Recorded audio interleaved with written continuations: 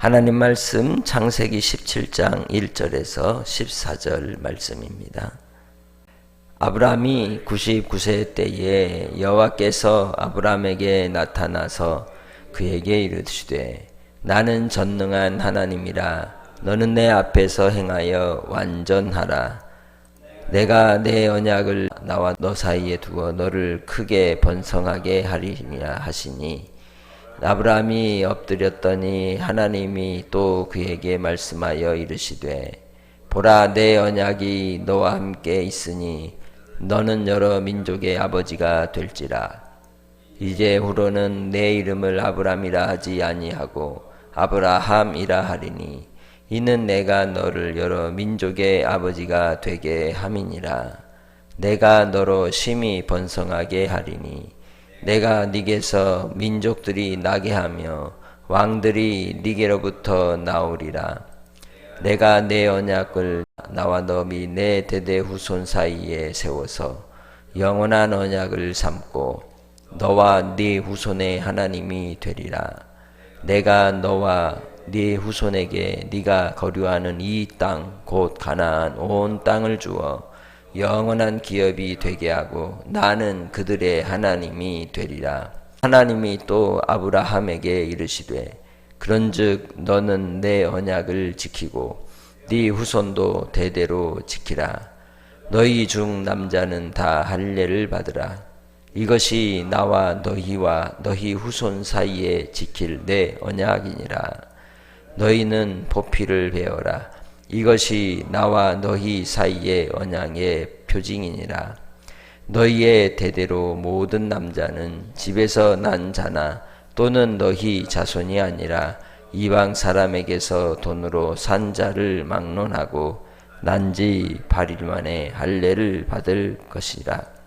너희 집에서 난 자든지 너희 돈으로 산 자든지 할례를 받아야 하리니 이는 내 언약이 너희 살아있어 영원한 언약이 되려니와 할례를 받지 아니한 남자 곧 그 보피를 베지 아니한 자는 백성 중에서 끊어지리니 그가 내 언약을 배반하였음이니라.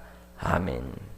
누구에겐가 우리가 약속을 받고는 아무 소식이 없이 깜깜무소식일 때 우리의 마음에 드는 여러 생각들이 있죠. 조급해집니다. 그리고 뭔가를 해야 되지 않는가 하고 자꾸만 연락을 해보려고 하고 뭔가를 시도를 해봅니다. 로비도 해보고 여러 방법을 쓰려고 하게 됩니다. 그러나 오히려 그 일들로 인해서 그르치거나 문제가 생길 때가 있습니다.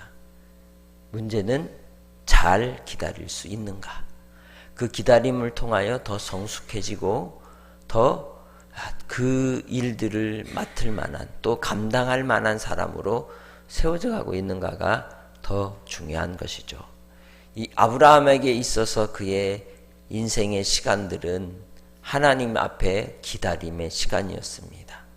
모든 시간들, 모든 그의 삶의 이 내용들을 통해 하나님께서 그에게 완전하라 오늘 이제 나타나시고 말씀하시는데 그 나이가 99세 때입니다. 이스마엘을 낳고 13년 뒤인 것이죠. 13년이라고 하는 시간 동안에 하나님이 침묵하십니다. 혹자는 이스마엘이 이제 하갈을 통하여 이스마엘을 낳았기 때문에 하나님께서 13년을 침묵하셨다라고도 말하지만 우리는 믿음으로써 하나님을 배웠고 믿음으로써 하나님의 뜻을 받들고 주의 말씀을 따라 우리의 길을 하나님께 구하고 순종하며 가는 겁니다. 이 계시된 말씀, 보이신 말씀을 통하여 우리로 깨닫게 하시고 알게 하시고 나의 삶의 순간순간마다 그 말씀이 생각나게 하셔서 순종하는 믿음으로 나아가고 결단하도록 우리를 깨우쳐 주시는 것입니다. 아브라함에게 있어서는 그 기록된 말씀, 계시의 말씀이 없기에 하나님께서 친히 나타나 그를 깨우치시고 이끌어 인도하시는 것이죠. 그래서 아브라함을 우리는 믿음의 조상이라고 말합니다. 이 99세가 되었을 때 아브라함에게 하나님께서 나타나셔서 하시는 말씀이 무엇입니까? 나는 전능한 하나님이라. 하나님께서 먼저 나타나시고 만나실 때 하나님이 어떤 분이신지를 밝히십니다. 하갈에게는 살피시는 하나님이다. 너희의 기도를 들으신다. 그리고 아브라함에게는 나는 전능한 하나님이라. 하지 못할 일이 없으신 하나님이라 하는 것을 이제 알리십니다. 그러면서 그에게 요구하시는 바가 너는 내 앞에서 행하여 완전하라. 이제는 완전하게 모든 것을 이룰 때가 되었다. 너의 인내의 시간들, 기다림의 시간들, 몸부림치면서 무언가 해보려고 했던 그 모든 시간들을 통하여 완전함에 이르지 못했으나 우리 주 하나님을 배웠으니 이제 완전함으로 나아가라고 말씀하는 겁니다. 곧 완전케 하시는 분도 전능하신 하나님이신 거예요. 나의 삶을 통해 구원을 이루시는 분이 내가 아니라 하나님이신 겁니다. 그 뜻을 이루시는 분도 하나님이신 것입니다. 인간의 실패와 실수와 넘어지는 그 모든 과정 속에서도 궁극적으로 하나님이 택한 그 백성을 하나님의 뜻 가운데 이끄시는 하나님의 권능과 하나님의 행하심을 우리가 바라보고 영광을 돌리는 믿음의 삶이 되시기를 바랍니다. 그래서 바로 하나님께서 그에게 그 완전함의 표징으로서 행하라 하고 하신 명령이 무엇입니까? 할례를 행하라는 거죠. 그것이 네가 하나님 앞에서 행해야 될 완전함의 모습이라는 겁니다. 하나님께서 아브라함과 사이에 분명하고 확실한 언약을 두시겠다고 2절에 말씀하죠. 15장에서도 언약을 세우는 이 체결을 하셨음에도 불구하고 또 이 17장에서 하나님께서 99세가 되었을 때에 왜 또 언약을 맺는다고 말씀하실까요? 그것은 아브라함에게 있어서 더 구체적이고 더 명확하고 확실한 언약을 갱신하시는 겁니다. 이제 실체가 나타났다. 이제 분명하고 확실한 두루뭉실한 게 아니라 너의 뭐에 손에 쥐어줄 분명한 대가로 드러내 주시겠다는 것이죠. 그래서 언약으로 나타내 주시는 겁니다. 그래서 하나님께서 나와 너 사이에 언약을 세워서 번성하게 하겠다 말씀합니다. 그렇게 하나님 앞에 이 아브라함이 엎드렸을 때 하나님께서 그 언약이 너와 함께 하기에 여러 민족의 아버지가 될 것이다 하시며 그의 이름을 바꿔주시죠. 아브라함이다. 그게 하나님께서 그에게 부여하시는 완전함이에요. 많은 이제 이 그를 통하여 여러 민족의 아버지가 되게 할 것이다. 그래서 이름을 이 아브람이 아니라 아브라함이라 하리라. 하나님의 언약으로 말미암아 그를 새롭게 하시는 겁니다. 우리도 주 예수 안에서 구원을 입고 하나님의 자녀가 되어 이 땅의 삶을 살아갈 때 순간순간마다 하나님이 새롭게 하시고 깨닫게 하시고 이끄시는 은혜를 베풀어 주실 줄 믿습니다. 그러나 그는 항상 하나님의 말씀 안에 하나님 앞에 서 있는 사람이었습니다. 예배하는 자였습니다. 제사를 드렸습니다. 하나님의 이름을 부르는 자였던 것입니다. 그래서 하나님께로부터 받은 말씀을 따라 그는 많은 왕들이 나오게 되고 또한 그 후손들 사이에 세운 영원한 언약으로 말미암아 하나님이 너희 후손들의 하나님이 될 것이라고 말씀하고 있습니다. 우리는 이 땅에서 예수 그리스도로 말미암아 영원한 언약을 맺는 자들이 되었습니다. 이제 나의 이름도 바뀌었습니다. 우리의 이름 앞에 하나님의 성령의 인치심으로 말미암아 예수 그리스도로 하나님의 은혜를 입은 우리 자신이 된 줄 믿습니다. 우리의 이름이 주님 안에 있는 하나님의 백성임을 기억하시기를 바랍니다.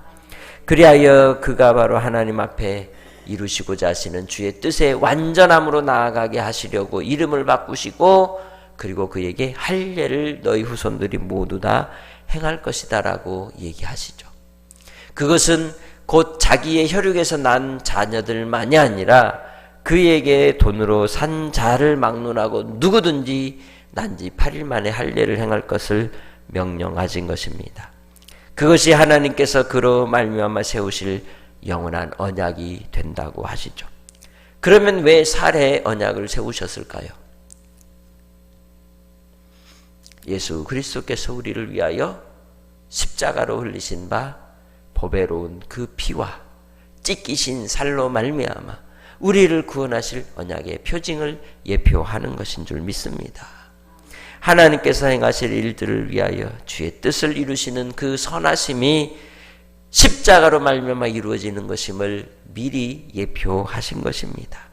이 영원한 언약이 예수 그리스도의 십자가의 구속의 은혜로 우리에게 새 언약으로 주어지게 되고, 이를 예수님께서도 떡과 포도주를 대함으로 순종케 하시는 영원한 새 언약을 예수님께서 세우셨죠. 그렇습니다. 예수 그리스도의 살과 피, 예수 그리스도의 살과 피를 믿는 자만이 죽음을 건너가는 겁니다. 유월하게 되는 줄 믿습니다. 그리하여 하나님의 은혜로 말미암아 믿음으로써 주께로 나아가는 은혜가 있으시기를 바랍니다. 갈라디아서 5장 6절에 말씀하시는 바가 무엇입니까? 할례나 무할례나 예수 안에서 효력이 없으되 사람으로서 역사하는 믿음뿐이다 라고 말씀하죠. 믿음이 아니면 의미가 없는 것이죠.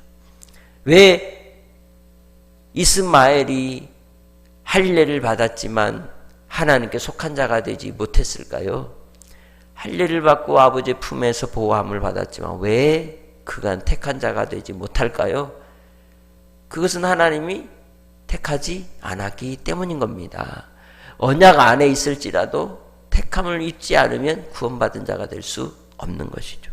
그래서 우리는 주의 은혜의 언약 아래서 택함을 입은 자로 하나님의 사랑 안에 거하며 살아가시기를 주님의 이름으로 축복합니다.